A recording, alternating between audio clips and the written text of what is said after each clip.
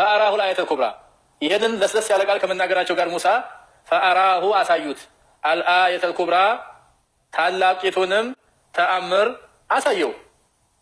ፈአራሁ አሳየው አልአየተል ኩብራ ታላቂቱን ተአምር ያው የባቢቱ ጉዳይ የእጃቸው ጉዳይ በርካታ 9 ተአምራት ያሳዩት አጠቃላይ እና ያን ጊዜ እሺ በሚለው ፈንታ ምን አደረገ? ፈከዘበ ወዐሷ ፈርዖን አስተባበለ አንቀጣፊ አለ። የምን ወደ ጌታ መንገድ የምን ጥሪ ነው አንቀጣፊ አለ። ከዘበ ወዐሷ ትእዛዙንም አመፀ። አስተባበለም አመፀም። ማስተባበልም አልበቃውም። አመፀ አመፁ ማስተባበሎም ነው። ثم አድበረ ከዚያም ያው ለማጥፋት የሚተጋ ሲሆን ሮጠ ማለት ነው ወይም ዞረ። ثم አድበረ ከዚያም ዞረ ሸሸ። የስዓ ማለት ያው የሚተጋ ሆኖ በኃይል የሚተጋ ሆኖ ለምን ለማጥፋት ሙሳንና መሰሎችን ለማጥፋት ያልፈነቀለው ድንጋይ የለም። የስዓ ማለት በፍጥነት ነው እንግዲህ ትጋት ያለው ጉዞ ነበር።